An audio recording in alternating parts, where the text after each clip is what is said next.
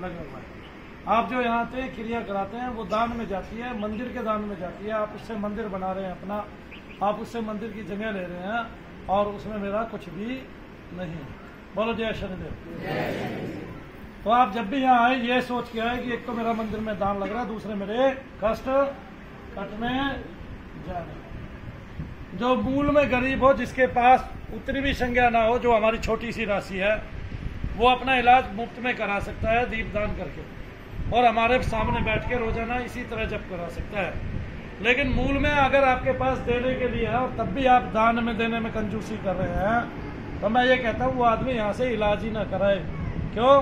क्योंकि आपका भार किसी तरह टालना है, और उसके लिए मैं आपका उतारा भी करता हूँ 300 रुपये का। आपको पता है ये आप पे भार, आप कहीं भी जाके लाख रुपए, 2 लाख रुपए और 10 लाख रुपए दे के आते हैं। आप जब यहाँ आते हैं तो मेरे को बताते हैं मैं 16 साल से इलाज करा रहा था और मेरे 25 लाख रुपए लग चुके हैं, जबकि ना तो लाखों में और हजारों में भी छोटे हजार की संख्या हमारे कार्य में आती है, जो आपके दान में जाती है। आगे कोई भी व्यक्ति अगर किराया समेत भी लगाए, अगर वो पास से ही आ रहा है, तो उसके टोटल कार्य में खर्च होने वाले जो रुपए हैं वो 5 से 6 हजार रुपये होंगे, अगर कोई दिल्ली से ही आ रहा है तो। और उसी में वो ठीक भी हो जाता है, उसी में उसका किराया भी लग जाता है, उसी में उसका सारा खर्चा पानी आ जाता है। और यहाँ ठीक होने वालों की संख्या जो है वो दुनिया में सबसे ज्यादा है। मैंने मंत्र चिकित्सा कहा, और उस मंत्र चिकित्सा को भारत के सभी संस्थानों ने धीरे धीरे मान्यता देनी शुरू कर दी। लेकिन मैंने उनको एक बात और कहनी है कि वो एक कार्य और करें। जैसे कल बागेश्वर धाम से मंत्र चिकित्सा के रूप में वही शब्द आए जो मनु भैया ने यहाँ से आवाज लगाई, गुहार लगाई, क्योंकि लोगों ने इसको अनावश्यक रूप में आज तक लिया हुआ था, जबकि ये चिकित्सा जो है दुनिया की सबसे बड़ी चिकित्सा है। ऐसा ही ना? और इस चिकित्सा का दम मनु भैया भरते हैं। हाँ, इस चिकित्सा के माध्यम से सबसे ज्यादा विश्व में अगर किसी ने आदमी ठीक किए हैं तो वो शनि धाम ही हो सकता है, उसके अलावा कोई धाम है ही नहीं। आप देखते हैं कि दुनिया भर के लोगों के सर घूमते हैं, हम उसमें विश्वास नहीं करते माता बहने के सर घूमने में। हम उसको ठीक करने की कोशिश करते हैं कि वो एकदम से ठीक हो, परफेक्ट रूप से ठीक हो, और वो शादी करके अपना घर बसाए, अपनी गृहस्थी बसाए, अथवा भगवान का नाम लेकर अपने जीवन को सफल करे। तो सब भगवान का नाम लेते हैं यहाँ पे। और एक बात, धर्म बदला नहीं जाता कोई भी। अगर हम यहाँ बैठ के भगवान का नाम ले रहे हैं तो वो भी अपने इष्ट का नाम ले सकता है, क्योंकि जो नाम है वो इतना शुद्ध हो चुका होता है कि अगर वे इकट्ठे बैठ के 4 आदमी या 5 धर्म के लोग भी एक साथ बैठ के अपना अपना नाम ले रहे हैं तो उससे उस स्थान की ऊर्जा ही बढ़ेगी, उसमें नकारात्मकता कभी भी नहीं आएगी। जो लोग स्तर तक पहुंचे हुए हैं वे जानते हैं कि ऊपर सभी एक है और नीचे धर्म के झगड़े हैं। हम झगड़े में पड़ेंगे नहीं, हमें तो केवल मंत्र द्वारा चिकित्सा करनी है। और वो जो मंत्र द्वारा चिकित्सा है वो हम कुपित वायु की करते हैं, क्योंकि कुपित वायु जो है उसमें 5 प्रकार की वायु जो कुपित हो चुकी है वो शामिल होती है। सबसे पहले उसमें आपका पितृ दोष आता है, और दूसरा देव दोष आता है, तीसरा उसमें प्रेत दोष आता है, चौथा उसमें कोई भी अभिशाप आता है, और 5वां नजर दोष आता है। तो ये जो दोष है, नजर लगने वाली है आपको, ये इतने सूक्ष्म होते हैं कई बार देखने वाले को दिखाई नहीं देता। और बहुत सारे यहाँ पर लोग आते हैं, पहले 1 महीने में तो हर्ष भैया को भी नहीं पता चला था कि जिनको दर्द है उनको कुपित वायु इतनी सूक्ष्म है कि मुझे नहीं दिखाई दे रही। ऐसे बहुत सारे लोग हैं। हर्ष भैया की बात क्या, अपितु संसार में किसी को दिखाई नहीं दे रही है कि कुपित वायु यहाँ जड़ कर गई है, क्योंकि उसमें 5 तरह के कण तत्व मिले होते हैं और वो धीरे धीरे धीरे धीरे आपके सभी जोड़ों में फैल जाते हैं। यहाँ तक कि डॉक्टर ने बता दिया ये आपकी गठिया बाय है, ये ठीक नहीं होती। उत्तरोत्तर इसमें दर्द बढ़ते जाते हैं, आप टैबलेट खाते जाते हैं, आपके हाथ पैर अंग टेढ़े होने लगते हैं। लेकिन हमने यहाँ 500 पूरे भारत में और पूरे चिकित्सा जगत में हमने यहाँ पर एक करिश्मा कर दिखाया। पिछले 2.5 महीने में 500 के करीब उनको जिनको घुटनों के ऑपरेशन बोले थे, कमर के ऑपरेशन बोले थे, गर्दन के ऑपरेशन बोले थे, 500 के करीब उन लोगों को ठीक करके दिखा दिया। बोलो जय शनिदेव। ये बहुत बड़ी सफलता है संसार की, और यही मैं चाहता हूं कि मंत्र चिकित्सा को इस रूप में प्रस्तुत किया जाए ताकि जो आने वाला समय है वो इसको ढोंग ढकोसला और कुछ ना कहे, और वो जाने कि जो ऋषियों महर्षियों ने पत्ती निकाली है वो बिल्कुल एक्यूरेट है, वो तथ्यागत है और वो बिल्कुल सही है। जैसे हमने दीपदान की प्रक्रिया बताई, वही दीपदान ये पूरा समस्त संसार पहले से करता आ रहा था, लेकिन अब दीपदान करने के बाद आपको पता चल जाता है कि आपके घर में कोई बुजुर्ग है या बुजुर्ग का हमजाद है। आपके यहाँ क्या बोलते हैं उसको? एक पॉजिटिव होता है, एक हमजाद बोलते हैं। जो हमजाद होता है वो मलिन होता है, वो कष्टकारी होता है, ठीक है, वो अपने लिए भी, अपने पड़ोसियों के लिए भी, अपने घर वालों के लिए भी कष्टकारी होता है। वो कभी ऊपर नहीं जाता, वो अल्लाह के पास नहीं जाता या वो भगवान के पास नहीं जाता, कभी वो नीचे ही रहता है तब तक जब तक उसका समय ना आ जाए, उसकी पुकार ना आ जाए और उसके कर्म फल साफ ना हो जाए, उसकी गति ना हो जाए। तो इस तरह से वो बढ़ता जाता है, बढ़ता जाता है, बढ़ता जाता है। तो जो प्रेत योनि है वो प्रेत बड़े से बड़े दुष्कर होते चले जाते हैं, वो अपराध में लिप्त हो जाते हैं और उनके पूंछ उगाती है, कांटे उगाते हैं, शरीर में बाल बढ़ जाते हैं, उनके रीछ की तरह नजर आने लगते हैं, किसी के एक ही आंख हो जाती है, किसी का सर भैंसे का हो जाता है, शरीर नीचे से आदमी का दिखाई देता है, किसी के मलिन वस्त्र फटे हुए दिखाई देते हैं, किसी की चटाई लंबी हो जाती है। तो उस सूक्ष्म शरीर का भी विकास होता रहता है जो प्रेतादिक योनि में। और वो क्यों होता है? क्योंकि उसके पाप बढ़ते रहते हैं। उत्तमता से 5 प्रकार की जो वायु है, ये 5 प्रकार की कुपित वायु आपके शरीर में जगह जगह ठहरती है जब ये पेट में जाती है। एक महिला का भी कैंसर ठीक हुआ, एक बहन जी का पहले कैंसर ठीक हो चुका है, 2 ही केस ऐसे आए हमारे पास जो ठीक हुआ। डायबिटीज भी 10 आदमियों की आज तक ठीक हो चुके हैं जब से मैं काम कर रहा हूँ। तो इसका मतलब डायबिटीज और कैंसर वाले ऐसे लोग कम हैं जो कुपित वायु के कारण जिनको डायबिटीज और कैंसर हुआ है। तो सबसे ज्यादा रोगी किसके हैं? कमर दर्द के, घुटनों के दर्द के, और ये जो कंधा का दर्द है सर्वाइकल के, और उनका गर्दन का भी पिछला हिस्सा सुन्न होता है, जिसको डॉक्टर कभी भी नहीं बताते हैं, या बताते भी हो तो मुझे पता नहीं। ये सुन्न रहता है पिछला, सोचने समझने की शक्ति जो है वो खत्म हो जाती है। किसी को गर्दन के पीछे, यहाँ सर के पीछे शूल की तरह चुभता हुआ महसूस होता है और वो कभी नहीं जाता, किसी भी डॉक्टर की दवाई से नहीं जाता है। ये कुपित वायु है ना, तो ये डॉक्टर के किसी भी उसमें आती है, क्या बोलते हैं उसको, टेस्ट में आती है आगे। और हमेशा वैसे तो ये साइंस है, साइंस ने बहुत सारे इसके नाम लिखे हुए हैं, लेकिन मंत्र विज्ञान भी इसलिए मंत्र विज्ञान है क्योंकि वो साइंस ही है, साइंस से बाहर कुछ नहीं है। कुछ तत्व भगवान ने उसके अलावा छोड़ा ही नहीं है, वो बस भगवान के गणित में आता है, अभी तक हमारे गणित में आता नहीं है, या भारत के उन मनुष्यों के गणित में आता था जो पहले थे। लेकिन अब ना तो हम अपने बच्चों को साधु बनाते हैं, ना संत बनाते हैं, हम उनको केवल पार्टिकुलर एक गृहस्थों बनाते हैं और उसको सिखाते भी संसार की चीजों को प्राप्त करने है ना। उसका उद्देश्य ध्येय ही बचपन से सांसारिक चीजों को, सांसारिक वस्तुओं को प्राप्त करना होता है, इसलिए वो कभी भी जो है ऊपर के लेवल की सोच नहीं कर पाते। तब हमारा उद्धार कैसे होगा, हम पर करुणा कैसे होगी उस जगत पिता की।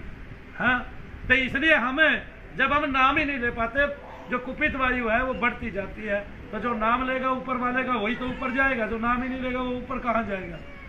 क्यों जी भाई, नाम लेना जरूरी है। जब ऊपर वाले का नाम ही नहीं लिया तो आप ऊपर जाओगे कैसे? कौन सा काम है? आपने छत पे भी चढ़ रहे, सीढ़ी का सहारा लेते हो कि नहीं लेते? तो नाम जब का सहारा लेना पड़ेगा। भगवान की छत तो इस छत से बहुत ऊंची है कि नहीं है?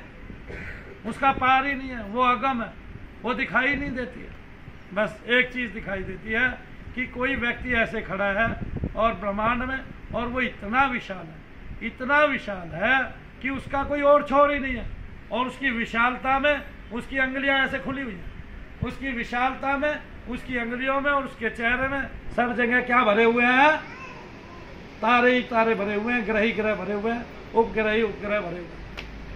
लेकिन ये सारा दृश्य आकाश मार्ग में जाके ही देखा जा सकता है, नीचे से नहीं देखा जा सकता। और ये फोटो आज तक कभी किसी नासा वाले वैज्ञानिक ने भी नहीं खींची है। क्यों नहीं खींची है? क्योंकि उनकी सामर्थ्य नहीं हुई है। वो नीचे से ऐसे फोटो खींचते हैं, उनका नीचे से फोटो खींचने का तो आरंभ बनता है जिस दिन वो साइड में खड़े होकर फोटो खींचेंगे, यानी कि आकाश मार्ग में जाके और बीच मध्य आकाश में खड़े होके, और जब उनका कैमरा इधर से ऐसे देखेगा तब उनको दिखाई देगा कि पूरे ब्रह्मांड में एक ही व्यक्ति ऐसा खड़ा हुआ है जिसके हाथ पैर में चारों आकार प्रकार में सब जगह क्या है? तारे ही तारे हैं, ग्रह ही ग्रह, उपग्रह ही उपग्रह, और उन्हीं में सारे शोर मंडल आ जाते हैं, उसी में सारी पृथ्वियाँ आ जाती हैं, उसी में सारे ग्रह आ जाते हैं, उसी में सारा तारा मंडल आ जाता है, उसी में ऋषिगण है, उसी में नागगण है, उसी में यक्षगण है, उसी में किन्नरगण है, उसी में विद्याधर। आया समझ में या नहीं आया? तो साइंस जो बनी हुई है उसने अपनी ही साइंस को पाने के लिए खोज करनी पड़ेगी, है ना। मतलब साइंस अधूरी है। वो कहते हैं कि आप साइंस में नहीं है, हम साइंस में हैं। बताइए हम साइंस में क्यों नहीं है? मैंने कहा ही नहीं मैं चमत्कार करता हूँ, मैंने कहा ही नहीं। ना ये ढोंग है ना कौशल है, आइए आपके सामने करके दिखा देता हूँ। क्यों जी, यही तो बात होती है ना, हाथ कंगन को आरसी क्या, पढ़े लिखे को। मैं तो ये कहता हूँ पूरे भारत का चिकित्सा जगत आज मेरे सामने जितने लोग बैठे हैं, इन्हीं में से मैं जिसको कुपितवायु होगी पकड़ के उसकी ठीक कर दूंगा और उसके तुरंत दर्द गायब हो जाएंगे। फिर क्या करेगा चिकित्सा जगत? तो सारी विधाएं जो है वो मंत्र चिकित्सा विज्ञान के नीचे है, ना कि ऊपर है। कोई भी कहाँ है? नीचे। सबसे पहले आपको नजर लगती है। उस नजर का लगना देखा है कभी किसी ने? नहीं देखा ना। बस इतना जाना है कि हमने नया मकान बनाया था और फलाने ठोक दिया, उसी टाइम दीवार में 2 दरारें आ गई। ऐसा ही होता है कि नहीं होता है भाई? अरे हाय रे, ये कैसी औरत है, ये कैसी औरत है भाई। इसने सवेरे लड़के को ये कहा था, अब तेरा लड़का तो बड़ा खूबसूरत दिख रहा है। अरे माता जी, मेरे लड़के को उसी टाइम दस्त लग गए। ऐसे ही ना अजी, उसने तो मेरे पति के बारे में ये कहा, मेरी तो बहन की नजर लगी है मेरे पति। क्या बताऊं, खाना तो पच ही नहीं रहा है, टॉयलेट में बैठा है, खून ही जा रहा है टट्टी के रास्ते। हाँ, कमीनी का अपना पति भी खूब सुंदर है, पर मेरे पति को नजर लगा दी। ये नजर है, क्या है ये? नजर है। और ये सबको लगती है, ये हिंदू को भी लगती है, मुसलमानों को भी लगती है कि नहीं लगती? हाँ लगती है। नजर को मानते हो कि नहीं? अच्छा, शराब को मानते हो कि नहीं मानते? शराब कैसे मानते हो? कि जैसे किसी पीर का आपने अपमान कर दिया तो फिर वो गुस्से में आ जाता है, आपको कष्ट देने लगता है और उसकी एक हाय आपके साथ चल देती है। पीर नहीं आया, ये बात लिख लेना, पीर नहीं आया है। जिस तरह माता की योगनियां काम करती हैं, उसी तरह पीर के तत्व काम करते हैं। पीर आया नहीं है, लेकिन आपको कष्ट बढ़ गया। जिससे पूछा, कईयों से पूछा, एक ने बता दिया भाई आपकी पीर की दरगाह के पास गए थे और आपने उसकी दीवार पे बाथरूम कर दिया, यही दोष आपको लगा हुआ है। माना कि नहीं माना? माना कि नहीं माना? माना। और ये क्या है? ये अभिशाप है, ये श्राप। एक आपका प्रेत है, एक आपका पितृ है। श्राप हो गया, नजर हो गया, एक हो गया प्रेत, एक आपका पितृ है ना। तो जो प्रेत है वो आपको परेशान कर रहा है, उसके भी तत्व आपकी बॉडी में जगह जगह घूम रहे हैं, वो सारे इकट्ठे हो जाते हैं। वो 5 प्रकार की वायु कुपित वायु बनकर आपके शरीर में घूमने लगती है। कभी आपके पेट में जाती है, कभी आपके सर में जाती है, कभी आपके पैरों में जाती है। जहां जाती है वहीं से जड़ कर देती है, रोग उत्पन्न कर देती है। वही रोग मनु भैया जी निकालते हैं ना। मनु भैया जी की सामर्थ्य नहीं है किसी के पेट के दर्द को ठीक करना, न गोली न टैबलेट, केवल जीव्या और जीव्या पे भगवान का नाम। ये बच्चे वाला जो भी है उठ के बाहर चला जाए, बाहर ले जाए बच्चे, और जीव्या पे नाम। कोई भी हो, हिंदू, मुसलमान, सिख, ईसाई, जो जीव्या पे नाम लेता होगा उसके हाथों में जादू होगा और उसकी भाषा में भी जादू होगा और उसमें उस प्रभु के गुण होंगे जिसको वो पूजता होगा, जो उसका इष्ट होगा, जो उसका दाता होगा। ऐसा ही देखा, जिसको हम पीर मानते हैं वो किसी को पूजता है, तभी उसमें कुछ गुण आ जाते हैं। अगर उसमें पूजने वाले यानी कि पूजने वाले के गुण ना आए तो वो पीर बन ही नहीं सकता। क्या नहीं हो सकता? वो पीर ही नहीं बन सकता। इसका मतलब उस ऊपर वाले में गुण ज्यादा है, तब उसके गुण जो नीचे पूज रहा है। जैसे कोई टीचर बार बार एक बच्चे को पढ़ाता है तो टीचर के गुण बच्चे में आने लगते हैं, वो भी भाषा को समझने लगता है, उसको भी मैथ आ जाता है और फिर एक टाइम में अगर वो उस टीचर के साथ 8-10 साल रहे तो वो टीचर की तरह समझाने लगता है, बताने लगता है। मैं कितने उदाहरण दूं समाज को, ये बताइए। और मुझसे ज्यादा उदाहरण कौन दे सकता है? ठीक है, एक कथावाचक दे सकता है बस, क्योंकि उसको कथाओं में आपका मनोरंजन करना पड़ता है और मुझे आपको गूढ़ बात बतानी पड़ती है। आपको सब शांत हो जाए, शांत। कोई बात बता रहा हूं, मत मार खा सवेरे सवेरे, मत मार खा। यहाँ आवाजें नहीं चलती है, कान पकड़ेगा, नाक रगड़ेगा। बता रहा हूं मैं तेरे को, ये आवाज, ये शोर यहाँ नहीं चलता है।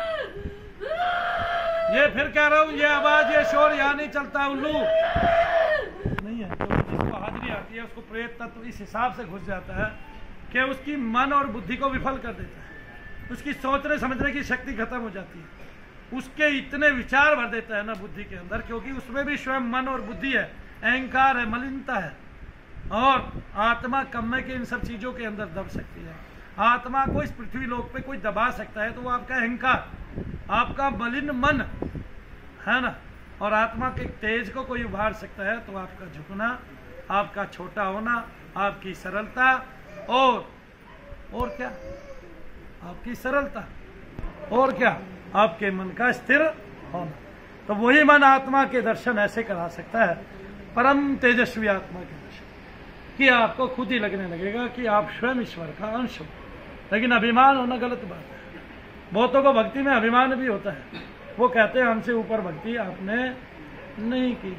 बहुत सारे लोग, क्या मैंने तो महिलाओं को देखा है, मैं इतने साल से ये पूजा कर रही हूँ, बस जैसे भगवान की नाक पे एहसान धर दिया कि अब तो तुझे उतर के तो आना ही पड़ेगा, साथ में मेरी नौकरी भी करनी पड़ेगी, मैंने तेरी बतेरी करनी है कि नहीं है? ऐसे ही होता है। प्रेत होता है, माताएं बन के खेलते हैं प्रेत उनके अंदर, और वो सारी जिंदगी इसी दम में भूली रहती है कि नहीं मेरी तो माता है और मैं तो ये काट दूंगी, ऐसे ऐसे बुझा काट दिया मैंने तो कुछ हद नहीं है कि नहीं है? ऐसे करते हैं कि मेरी तो बुझा ऐसी है, पागल हो जाए। मैं तो अपने पति को सारी बात बताती हूँ, और जब वो माता आती है पति को बेचारे को पहले पैर पकड़ने पड़ते हैं। ठीक है, भूत के भी पकड़े और उस ऊत के भी पकड़े, दोनों के पकड़ने पड़े, है ना? अब यही भूत जो है ना माता बन सकता है। प्रेत माता बताइए ना आपको क्या बन सकता है? माता बन सकता है। अब ये देखिए यहाँ शांति है, क्या है? किसी भी प्रेत के धाम पे जहाँ प्रेत निकलते होंगे, जहाँ निगेटिविटी निकलती होगी, कहीं शांति नहीं मिलेगी। भारत का कोई भी हिंदू हो, मुस्लिम हो, सिख हो, ईसाई हो, कोई भी धर्म ऐसा नहीं है जहां मनु भैया की तरह शांति से निगेटिविटी को निकाला जा सकता है। सरदार जी बता देंगे बाबा बढ़ावा सिंह पे जाके आवाजें निकलती हैं कि नहीं निकलती है? निकलती है। एक बात सरदार जी ने मान ली। आप बताइए पीरों के यहाँ जाके भूत प्रेत चिल्ली मारते हैं कि नहीं मारते हैं? झिनझिनाहट आदि मारते हैं। आप बताइए बालाजी मंदिर में चिल्लियां लगती हैं, सदाड़ा धाम में चिल्लियां लगती हैं कि नहीं लगती हैं? लगती हैं। और बताइए, और जहाँ भी जो भी धाम देखा होगा आपने वहां सब चिल्लियां लगाते हैं। ठीक है, आज भी जो महात्मा बैठे हैं वो कहते हैं कि हे दूतो इनकी पिटाई करो। अब ध्यान से सुन लो, पिटाई करने वाला कोई नहीं है, ये भी बता देता हूँ। केवल मंत्र शक्ति है, अगर आप कुछ जप रहे हैं तो वही जादू है। अब पिटाई करने वाला कौन हो सकता है? वो हो सकता है जो पृथ्वी लोक पे पैदा हुआ था और उसने पृथ्वी लोक पे ही शरीर छोड़ा है, जैसे सबका एक एक महात्मा है। आ गए ना? अब उसको देव रूप में पूजा जाता है, उसके पास कुछ शक्तियां हो जाती हैं और वो पिटाई लगा रहा है, या फिर प्रेत प्रेत को पिटाई लगा सकता है। ठीक है ना? बाकी तो बहुत सारे प्रेत इतने चालाक है कि आपने कहा मैं तुझे मार दूंगा, थोड़ी देर लड़ता रहेगा, फिर कह देगा हाँ मैं मार दिया, और अगला आदमी खुश। उसको ये नहीं पता ये तुझे कहीं नई जगह ले जाएगा, वहां फंसवा देगा, वहां 50,000 और लगवा देगा। इस तरह से प्रेत कभी निकलते नहीं। मैंने कह दिया भाई सारे प्रेतों को मार लगे, ठीक है, सारे प्रेत अपने आप ही चिल्ला रहे हैं, माहौल बना देंगे वे क्या हमें मार लग रही है। आ रहा है समझ में? अच्छा, इसके पीछे कारण क्या है ये मैं बताता हूँ। इसके पीछे कारण ये है कि तुम जिस कुपित वायु को सरल समझ रहे हो, जब इतना बुद्धिमान डॉक्टर जिसके यहाँ स्टेथोस्कोप लटका हुआ है, जब वो आपके एक कूल्हे का टेस्ट करता है, ऑपरेशन कर देता है, तब वो कुपित वायु सरक के दूसरे कूल्हे में आ जाती है। फिर कुछ दिन बाद आदमी को कहता है अब आपके दूसरे कूल्हे का ऑपरेशन होगा। जब वो उसको चकमा दे सकता है, हमारी तुम्हारी औकात ही क्या है कि नहीं? उसने एक घुटने का ऑपरेशन किया, भाई एक तो ठीक था, एक दूसरा कैसे जड़ हो गया? अभी तो ऑपरेशन किया है, दूसरे में तब दर्द नहीं था, एक का ऑपरेशन किया, जैसे ही आपने कटोरी डाली दूसरा आ गया, वो दर्द घूम के दूसरे में आ गया, अब दूसरे का भी ऑपरेशन कराओ। जबकि मनु भैया ने एक में मारा, साला दूसरे में कभी नहीं आएगा। मारने का मतलब ये नहीं है कि कोई भी मार के उसको एक बार तो निकाल सकता है, लेकिन वे चीजें उस पर हमला जरूर करेंगे, ये बात लिख ले। उसकी फैमिली, उसका परिवार एक दिन तबाह हो जाएगा। लोग इस बात को समझते नहीं है, कुपित वायु है, इसमें ऐसे ऐसे प्रेत है जो भगवान से खुद लड़ लिया है। ये धीरे से किसी के काबू में आने की बात नहीं है, ये मैं तुम्हें बता रहा हूँ, ये बहुत भारी काम है। दुनिया का सबसे भारी काम यही है। लोग भूत निकालते निकालते खुद भूत हो जाते हैं, उनके अंदर भूत आ जाते हैं, बकने लगते हैं, बैठने लगते हैं। अभी भी भारत की कई ऐसी विभूतियां आपने देखी होंगी जिनकी पूजाएं होती थी और बाद में भगवान को भी धता बताते हुए उन्होंने कुछ कुछ बक दिया मुंह से, उनको ही नहीं पता। क्यों? क्योंकि वही प्रेत जो निकाले थे वे उन्हीं पे हावी हो गए। मानते हो कि नहीं मानते हो? उनके घर तबाह के तबाह हो गए। हमारे पास जितने भी सिद्धियों वाले आते हैं, सिद्धि दब गई है, दब दुब कुछ नहीं गई, आप प्रेत निकाल रहे थे अपनी सिद्धियों से। कोई प्रेत इतना भारी आ गया, उसने सारी सिद्धियां पकड़ ली, मुंह में रख ली अपने, कर लो क्या करोगे। बाबा जी का अब कर लो, क्या करोगे, करोगे भाई कुछ? अब यार मानो भैया के पास आएंगे, भैया किसी तरह निकलो, छटते छटते उसकी मलिनता कई बार में छटती है, तब जाके वो फिर सर घुमाने लगता है, भैया आगे बाबा जी तुम्हारे। ऐसे ही ना, कुपित वायु आयुर्वेद से ऊपर का तत्व है और उस कुपित वायु को निकालने के लिए दम चाहिए, दम। और वो दम आएगा आपको मंत्र जप से। निरंतर जप करो, निरंतर। जैसे मानो भैया जी 2004 से निरंतर जप करें, कोई दिन ही नहीं छोड़ा जिस दिन जप ना किया।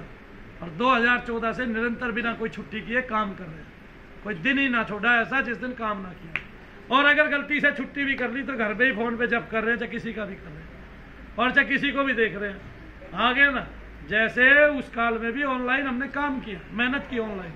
मैं था, सरदार जी थे, हर्ष भैया थे, गौतम भैया थे और दीपक भैया थे, और कौन था? रोहन था, जसमीत था। तो हमने जब कोरोना काल था उस टाइम में भी ऑनलाइन काम किया, वीडियो कॉल पे भी काम किया, वीडियो कॉल पे भी लोगों को झाड़ा भी लगाया, मंत्र जप किया। तो मंत्र फॉरेनर्स ठीक किए सबसे ज्यादा। हाँ, फॉरेनर्स बहुत सारे ठीक किए हमने, जो बाहर रहते हैं, विदेशों में रहते हैं, और आज भी ठीक होते हैं। हमारे राजवीर जी सरस्वती क्रिया कराते हैं और इतने दम से क्रिया कराते हैं कि तकरीबन 90% केस उनके ठीक होते हैं, मतलब शिकायत ही कोई नहीं आती। और कोई ठीक नहीं होता वो यहाँ आके अपना इलाज करा लेता है, वो बताता है मैंने राजवीर जी से अपनी क्रिया कराई है, और वो यहाँ आके अपनी वो करा लेता है। इस तरह से हम सफल होते गए, हमने मेहनत की और हमने विषय को गंभीरता से जाना। हमने जाना कि कोई माँ बेटी सर ना घुमाए, ठीक है, किसी को ठीक होने में तो समय लग सकता है क्योंकि सबकी पुरानी समस्या है। छेड़ने के बाद पता चलता है किसको जहरीला नाग और किसको गेहुआ सांप। तो जिसका जल्दी निकल गया उसका गेहुआ सांप, और जिसका देरी से निकला उसका जहरीला कोबरा। हाँ, ऐसे कोबरा भी होता है ना। अब बहुत सारे लोगों को शिकायत होती है, जी मैं तो जब यहाँ क्रिया करा के गया वहां मेरे को घर में बहुत बेचैनी हुई, मैं जी नहीं पा रहा, ये नहीं कर पा रहा, वो नहीं। ध्यान से सुन लो, एक सांप तुम्हारे घर में रहता है, वो चुपचाप रहता है। अभी कभी वो आपकी टंडिया पे चढ़ जाता है, कभी आले दीवाले पे चढ़ जाता है, कभी वो आपकी छत पे झूल रहा है, आगे समझ में, और कभी वो आपके बर्तनों के नीचे चला गया, कभी चक्की की ओट में बैठ गया। तब आपको पता नहीं था, एक दिन आपने और आपकी पत्नी ने उसको देख लिया। देखने के बाद आपने उसको लाठी मारी और वो जाके फिर छिप गया। लेकिन रात हुई तो वो फुंकार मारने लगा, आपके बहुत सारे बर्तन गिरा दिए, आपका तया गिरा दिया, है ना। तब घर में आवाजें आने लगी। पहले वो शांति के साथ रहता था, चुपचाप चलता था, लेकिन अब उसकी पूंछ कट चुकी। तो जैसे ही क्रिया यहाँ पे होती है, देवता काम करते हैं और उसकी पूंछ कट चुकी होती है। हमारे यहाँ ज्यादातर जिम्मेदारी तो शनिदेव महाराज की है। आप जो दे रहे हैं शनिदेव महाराज को दे रहे हैं, आपको शनिदेव महाराज ही फल प्रदान करने वाले हैं। ये इस धाम की सबसे बड़ी विशेषता है। डायरेक्ट एक देवता से आपको जोड़ दिया गया है। जब आप दीप दान करते हैं, डायरेक्ट एक देवता से आपको जोड़ दिया जाता है, और आपके पितृ के वे तत्व जो पुरातन काल से तांत्रिकों ने आपकी 2-2, 3-3 पीढ़ियों पहले किसी रामकली के अंदर छोड़े थे, और किसी मेहरकली के अंदर छोड़े थे, केला देवी के अंदर छोड़े थे, संतरा देवी के अंदर छोड़े थे, उनके सबके तत्व आपके खिंच के आने लगते हैं आपके शरीर में, और उनकी कोस आपके शरीर से निकलने लगती है। खाज, खुजली, फोड़े, फुंसी तुरंत होने लगते हैं। और सुनिए, मैं भारत के आधे से ज्यादा खाज वाले लोगों को ठीक कर सकता हूं। कैसे, पूछिए? केवल दीप दान करके। क्यों? क्योंकि उनको कुपित वायु है और डॉक्टर उनको दवाइयां दे रहे हैं और दवाइयां उनको लग नहीं रही है। ये बात वो भी जानते हैं कि कोई 6 साल से दवाई कर रहा है, कोई 12 साल से खुजली की दवाई कर रहा है, कोई खुजली है ही नहीं। तो क्या है? कुपित वायु निकल रही है, करके दिखा रहा हूं, देख लो। तो खाज, खुजली, फोड़े, फुंसी के इतने मरीज यहाँ ठीक होते हैं। ऐसे कौन कौन लोग हैं जो खाज खुजली से ठीक हुए हैं, जिनको खाज खुजली में आराम पड़ा है, और जिनको खाज खुजली निकली थी, फोड़े फुंसी निकले थे दीपदान के बाद? हाथ उठाइए। सारे दूसरी बार वाले हो क्या? वो बहन जी जो पहले आए हैं, ज्यादातर लोगों को पता है कि शनिवार एतवार की भैया छुट्टी करने लगे हैं, इसलिए।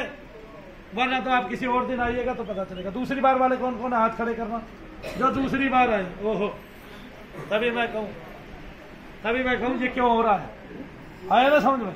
तो संडे और सैटरडे की छुट्टी होती है पुराने वालों की।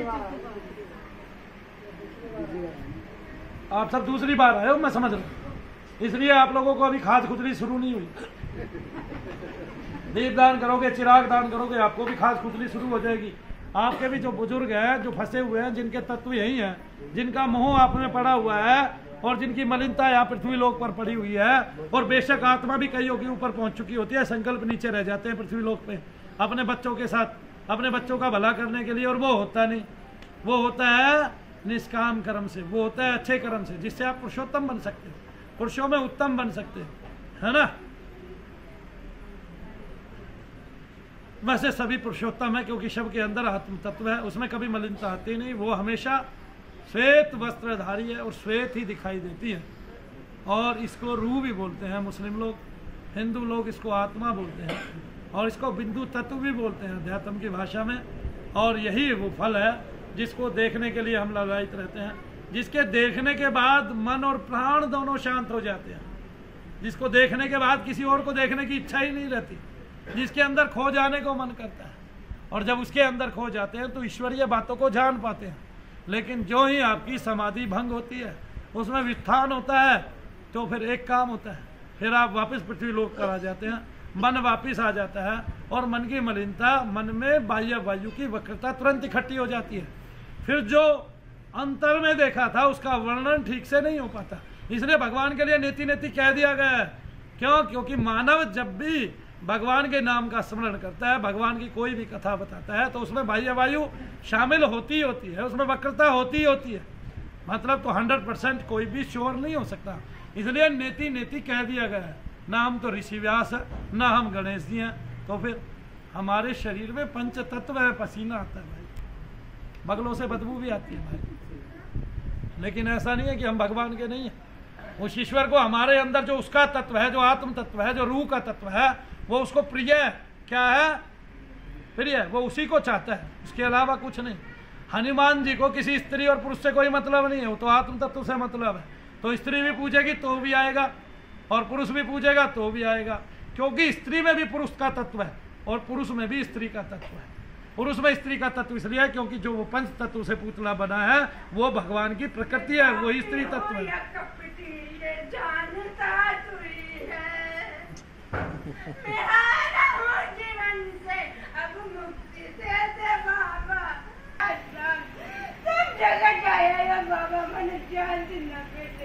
हारने वाले को निकाल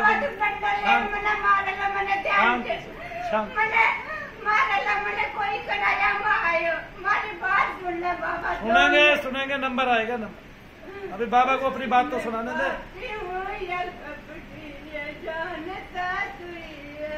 जिसने ये मान लिया ना मैं पापी हूँ या कपटी, जिसने अपने आप को कपटी और पापी मान लिया, वो भगवान की शरण ले लेता है अपने पाप को समाधान करने के लिए।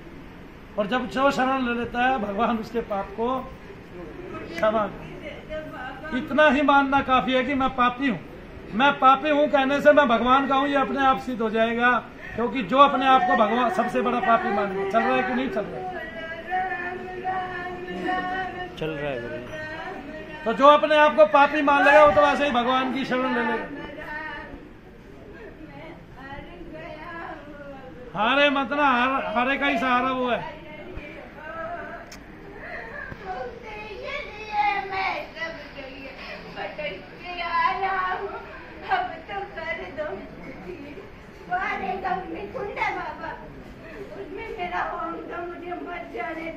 भगवान के चरणों में रख लेंगे। कोई मुझे छेड़ेगा, मुझे कुछ पता नहीं। मैं आदमी हूँ, मैं औरत हूँ, किस जन्म से आया हूँ, क्या हूँ मैं? भाई बैठा ले, बता दे, अभी थोड़ी देर में बोलने का मौका मिलेगा। बैठ जा, बैठ जा, बैठ जाओ, बैठ जाओ बहन जी, बैठ जाओ।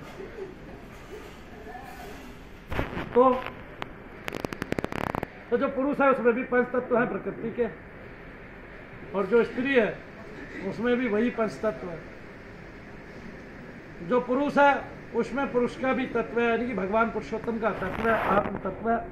और जो स्त्री है उसमें भी आत्म तत्व है। इसलिए हनुमान जी महाराज को ना तो स्त्री लगती है ना पुरुष लगता है, और उसको तो जिसने भजन किया उसके पास आना ही। मेरे जीवन में ऐसी दो माताएं आई हैं जिन्होंने हनुमान जी के वर्णन का, यानी कि हनुमान जी के दर्शन का साक्षात वर्णन किया है। और चूंकि जो दर्शन प्राप्त होता है वो दूसरे को जैसे दर्शन होता है, अपने को भी वैसे ही दर्शन होता है। और जो दर्शन का भेद है, जब वो उसको जान लेता है तो दूसरे ने क्या कहा है उसकी सत्यता का भी उसको प्रमाण मिल जाता है। तो उनको कैसे दर्शन हुए ये पता ही चल गया। और जब पता चल गया तो केवल वाह वाह कहने के अलावा कोई तत्व नहीं है। तो फिर ये बातें किसने फैला दी कि स्त्री को भगवान हनुमान जी महाराज दर्शन नहीं देते और स्त्री को हनुमान जी की पूजा नहीं करनी चाहिए। और तो मलिन कौन नहीं है? जो पुरुष है, जब वो हनुमान जी महाराज के सामने खड़ा है, अगर मैं उसका पेट फाड़ दूं तो उसी समय उसके पेट में से 2 थैलियां निकलेंगी, एक मल की और एक बाथरूम की। दोनों में कुछ ना कुछ अंश और मल पड़ा होगा जरूर, है कि नहीं है? तो फिर जब तत्व ही जो प्रकृति का है, वो पंच तत्व जो है उसमें दुर्गंधी तो है ज्यादातर, है कि नहीं है? भगवान सूर्य नारायण ना हो, वो आत्म तत्व ना हो और वो आत्म सूर्य ना हो, तो उस मलिनता को छांटने वाला कोई भी नहीं है। चूंकि मन में आत्म तत्व के बहुत सारे भाव भरे पड़े हैं जन्मों जन्मों के। आप बड़े बड़े अपने अपने पुरातन जन्मों में उसको कहीं ना कहीं उस तत्व को देखते आए।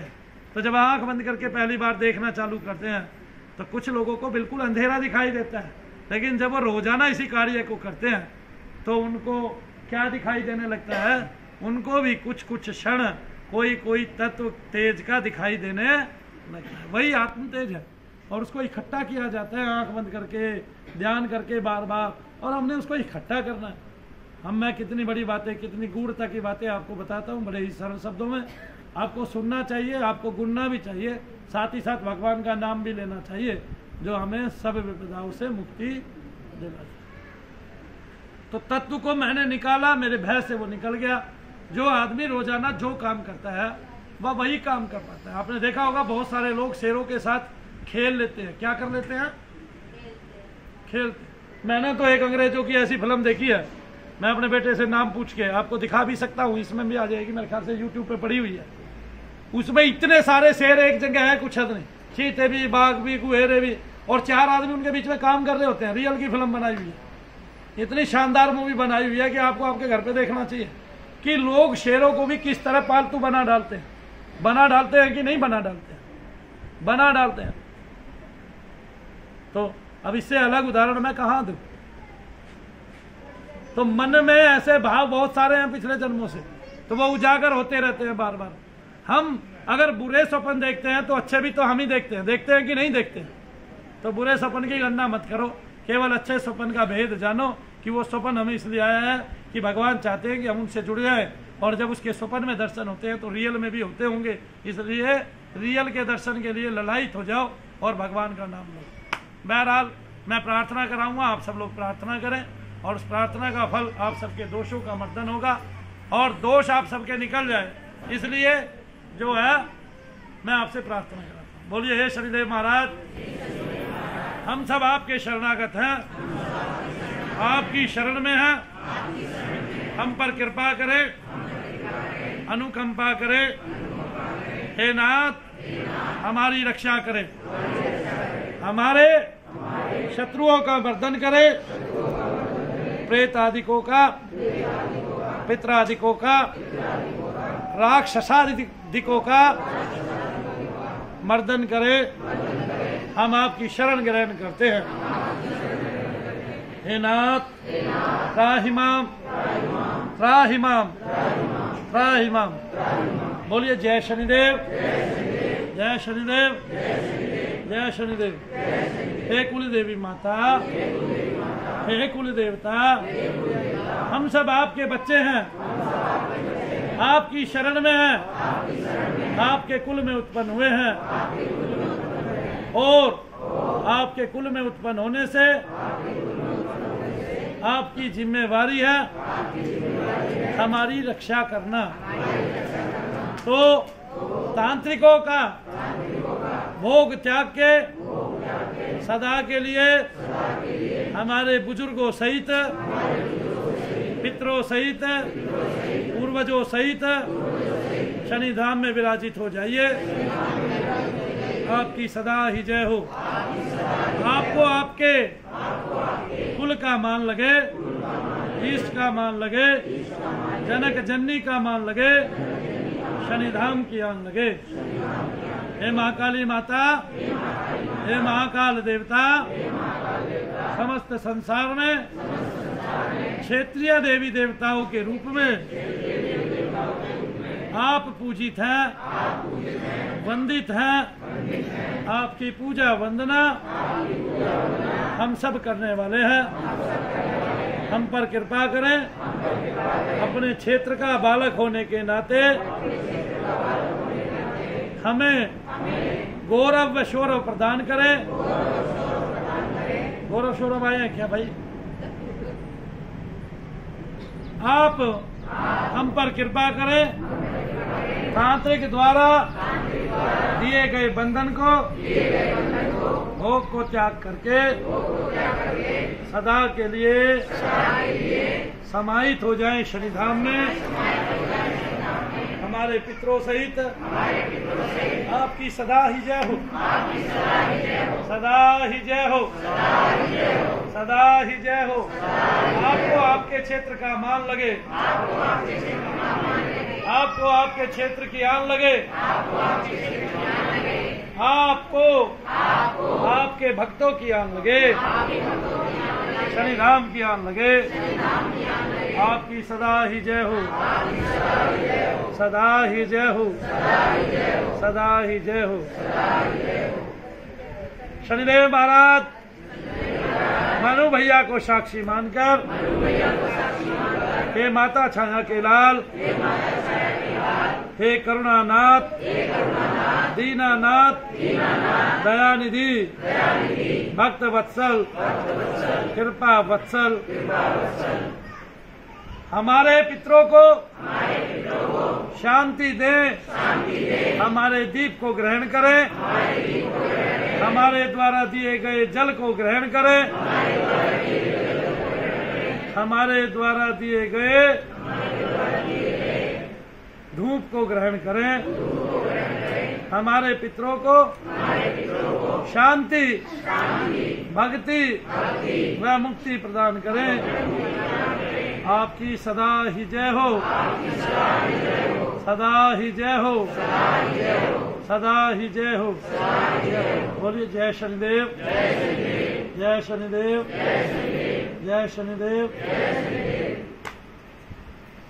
शनिदेव महाराज आप सबका कल्याण करें, आप सब पर कृपा करें, आपके मनोरथ पूरे करें और आपके दुष्टों का नाश करें। तांत्रिकों द्वारा दी गई सभी व्याधियों को, कष्टों का मर्दन करें। शनिदेव महाराज की सदा ही। शनिदेव महाराज आपके मानसिक रोगों को, शारीरिक रोगों को, शारीरिक कष्टों को, मानसिक कष्टों को, दैविक दैहिक भौतिक आदि तापों का सदा के लिए मर्दन करें, विनाश करें। बोलिए शनिदेव महाराज की सदा ही। कभी भी तांत्रिक आप पर कोई भी तंत्र मंत्र यंत्र क्रिया करे तो शनिदेव महाराज उसकी स्मृति का नाश करें और आपके नाम को सदा के लिए उसकी स्मृति विशेष से हटा देवे। बोले शनिदेव महाराज की सदा। शनिधाम के दूत आप सबके शरीरों में प्रविष्ट होकर आपके तत्वों को खा जावे, मलिन तत्वों को खा जावे, आपकी कुपित वायु का नाश करे, आपके दर्द आदि का नाश करे, आपके रोग आदि का नाश करे, आपकी सकल बीमारियों का नाश करे। बोलिए शनिदेव महाराज की सदा ही। शनिदेव महाराज आपके सभी के शारीरिक ग्रह व आत्मिक बौद्धिक विद्या बंधन आदि का नाश करें। बोलिए शनिदेव महाराज की सदा ही। आपके कुल की वृद्धि करें, आपके वंश की वृद्धि करें, आपके पूर्वजों को गति देवे, आपके वंशजों को उन्नति देवे। बोलिए शनिदेव महाराज की सदा ही जय हो। शनिदेव महाराज सभी प्रकार के बंधनों का, विशिष्ट बंधनों का नाश करें और पशु आदि में बाधा देने वाले प्रेतादिकों को भी सदा के लिए शनिदेव महाराज अपने चरणों में, अपने मंदिर में बंधित करें। शनिदेव महाराज की सदा ही। आपके सभी प्रकार के ग्रह क्लेश आदि का शमन करें, दमन करें और शनिदेव महाराज आपके पितरों को शांति, मुक्ति व अपनी भक्ति प्रदान करें।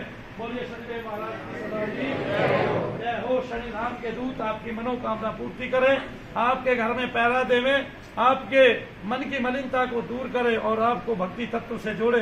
बोलिए शनिधाम के दूतों की सदा ही जय हो। तो अब कार्य आरंभ करते हैं। आपने सभी प्रकार की प्रार्थनाएं की।